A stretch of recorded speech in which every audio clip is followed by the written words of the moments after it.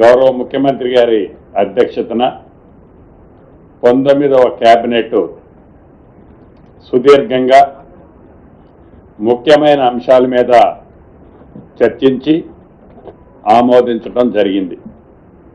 ప్రధానంగా దేశంలోనే ఏ రాష్ట్ర ప్రభుత్వము చేయని విధంగా డిసెంబర్ 7, 2023వ తారీఖు తెలంగాణ రాష్ట్రంలో మార్పు కావాలని పేదోడి ప్రభుత్వాన్ని తెచ్చుకొని ప్రమాణ స్వీకారం చేసిన తర్వాత 18 కేబినెట్లు, ఈ రోజుతో కలిపితే ఇది 19వ కేబినెట్, 18 కేబినెట్లు నిర్వహించడం జరిగింది రాష్ట్ర ప్రభుత్వం.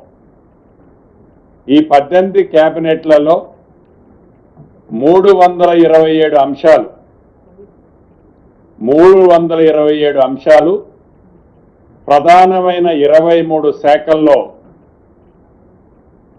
కేబినెట్కి 18 కేబినెట్లో చర్చకు రావటం జరిగింది. ఈ 327 అంశాలలో 321 అంశాలని కేబినెట్ ఆమోదించడం జరిగింది. ఏదైతే ఈ 18 కేబినెట్లలో కేబినెట్ ఆమోదించిన ఈ 321 అంశాలు 23 డిపార్ట్మెంట్లలో ఏ రకమైనగా ఆమోదించబడ్డ రాటిఫై చేసిన అంశాలు ఫైనల్గా పేదోడి కోసం చేసిన ఈ అంశాలు డెలివరీ ఎలా అయ్యాయి,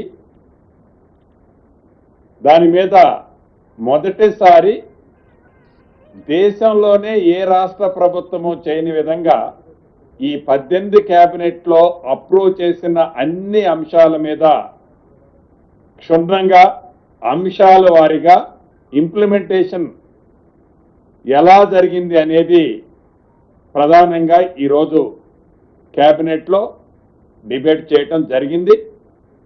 96% అంటే 96% అంశాలు ఏవైతే కేబినెట్లో అప్రూవ్ చేయబడ్డాయో అవన్నిటి ఆల్రెడీ ఆర్డర్స్ ఇవ్వటమే కాకుండా వాటిని ఇంప్లిమెంటేషన్ స్టేజ్లోకి చేయటం జరిగిందనేది క్షుణ్ణంగా ఐటమ్ బై ఐటమ్ చర్చించిన తర్వాత ఈరోజు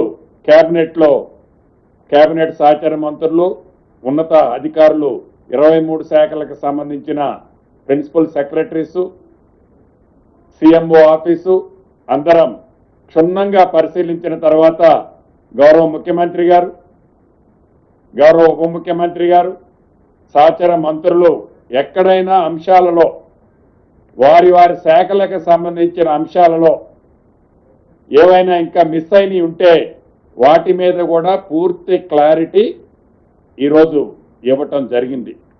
దీనితో పాటు ఏదైతే రాష్ట్ర ప్రభుత్వం గౌరవ ముఖ్యమంత్రి గారి ఆలోచన కానీ ఈ ప్రభుత్వం యొక్క ఆలోచన కానీ ప్రతి 2 వారాలకు ఒకసారి ఏదైతే కేబినెట్ నిర్వహించాలని గతంలో నిర్ణయం తీసుకున్నామో, ఇవాళ 10వ తారీఖు కేబినెట్ జరిగింది.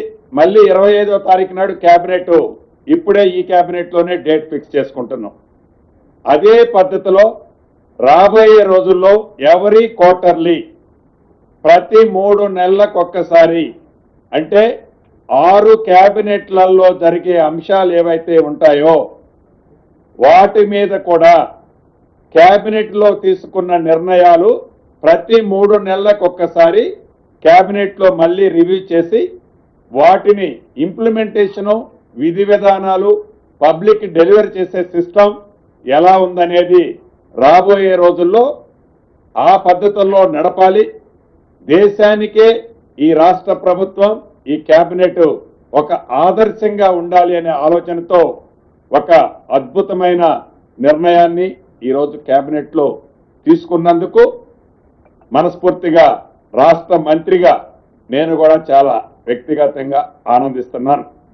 అదే రకంగా మొదటి నుంచి కాంగ్రెస్ పార్టీ చెప్తా వచ్చింది, మా నాయకులు రాహుల్ గాంధీ గారు తెలంగాణ రాష్ట్రంలో ఇందిరమ్మ ప్రభుత్వం వచ్చిన తర్వాత కేంద్ర ప్రభుత్వం దేశంలో ఏదైతే విస్మరించిందో ఆ విస్మరించిన దాన్ని తెలంగాణ రాష్ట్రంలో మోడల్గా కులగణన చేస్తామని చెప్పి దాన్ని సక్సెస్ఫుల్గా కులగణన చేయటమే కాకుండా ఆనాడు సంగారెడ్డి బహిరంగ సభలో, కామారెడ్డి బహిరంగ సభలో మా నాయకులు చెప్పినట్లు ఆనాడు పెద్దలు పొన్నం గారు కానీ మిగతా మా బీసీ నాయకులందరూ ఆ సభలో ఉన్నారు.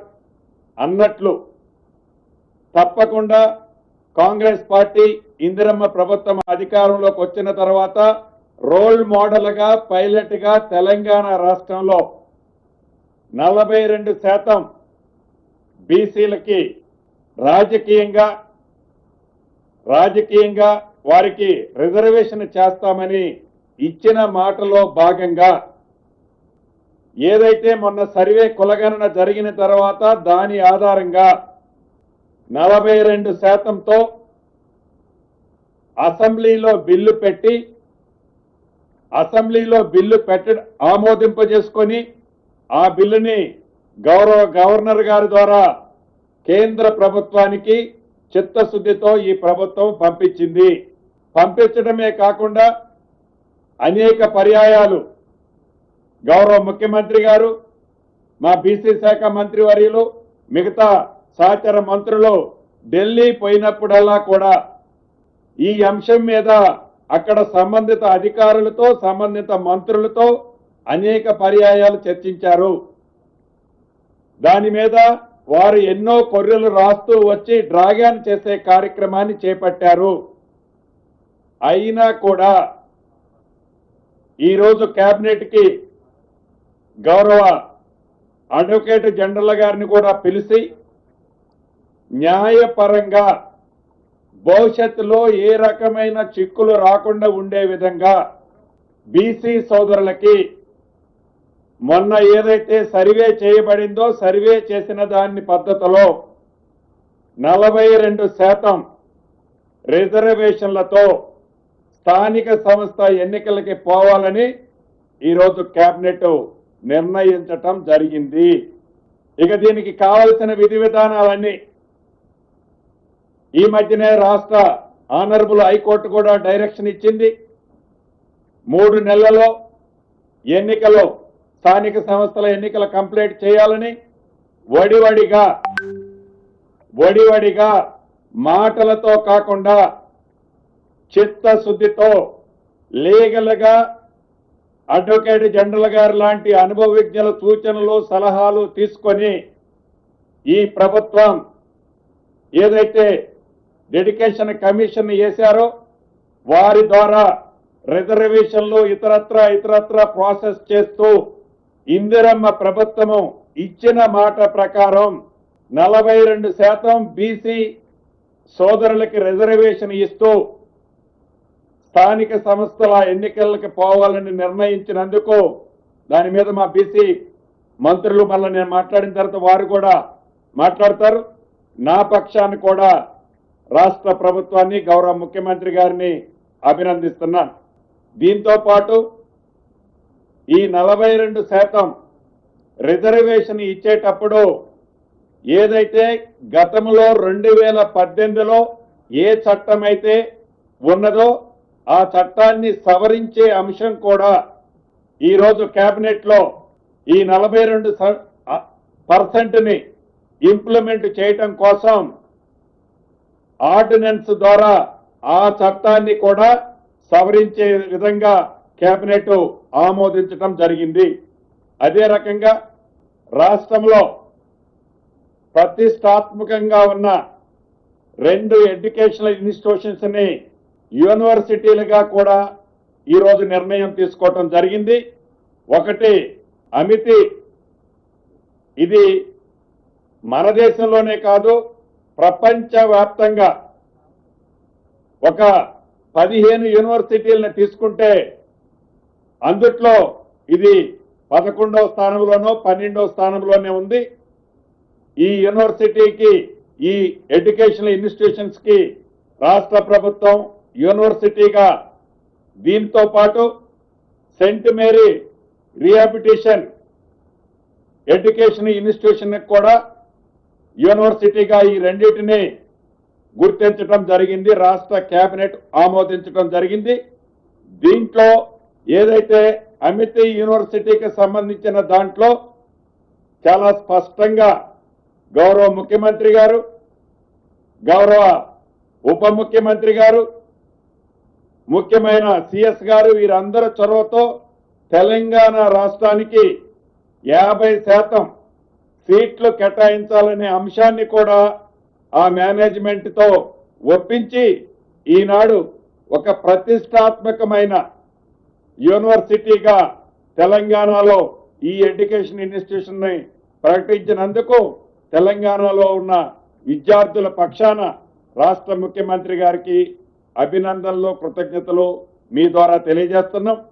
అదే రకంగా ఏదైతే ఈ రిహాబిలిటేషన్ యూనివర్సిటీకి సంబంధించిన సెయింట్ మేరీ రిహాబిలిటేషన్ యూనివర్సిటీకి సంబంధించింది, దీంట్లో కూడా ఒక ప్రత్యేకత ఉంది. ఏదో అన్ని యూనివర్సిటీలాగా కాకుండా ఒక స్కిల్ డెవలప్మెంట్, ప్రతి వ్యక్తికి ఏదైతే ఒక నైపుణ్యం ఉంటుందో ఆ నైపుణ్యాన్ని డెవలప్ చేసే దాంట్లో అన్ని సెక్టార్లో ఈ యూనివర్సిటీ భవిష్యత్తులో రొటీన్ యూనివర్సిటీ లాగా కాకుండా ఈ యూనివర్సిటీ తప్పకుండా దేశంలోనే ఒక రోల్ మోడల్ రిహాబిలిటేషన్ యూనివర్సిటీగా మన తెలంగాణలో కాబోతున్నందుకు చాలా సంతోషంగా ఉంది. అదే రకంగా ఇంకొక ఇంపార్టెంట్ విషయం, గోశాలకు సంబంధించిన అంశం. ఈ గోశాల పాలసీ మనం రాష్ట్ర వ్యాప్తంగా సుమారు 306 గోశాలలు ఉన్నాయి. ఈ గోశాలలు అయితే ఉన్నాయి, కానీ దీన్ని నిర్వహించే దాంట్లో ఆ పశువులకు సంబంధించిన తెల్ల పశువులకు సంబంధించిన అంశంలో కుప్పలు తెప్పలుగా గోశాలలో ఉండే ఏరియా చాలా లిమిటెడ్ ఏరియా ఉంది. పశువుల సంఖ్య చాలా ఎక్కువ ఉన్నాయి. దీనికి సంబంధించిన దాన్ని కూడా మా గౌరవ మంత్రివర్యులు దీని మీద గౌరవ ముఖ్యమంత్రి గారి సూచనలతో ఆలోచనలకి ప్రభుత్వం అనుగుణంగా గౌరవ మంత్రివర్యులు కొత్తగా వచ్చిన దీని మీద క్షుణ్ణంగా స్టడీ చేసి ఈ పాలసీకి సంబంధించిన అంశాన్ని కూడా ఈరోజు కేబినెట్ లో ఒక డిస్కషన్ చేయటం జరిగింది. దీన్ని ఇంకా కొన్ని మోడిఫికేషన్స్ తో చేయాలి అనేది కేబినెట్ సహచర మంత్రులు గౌరవ ముఖ్యమంత్రి గారు సూచించారు.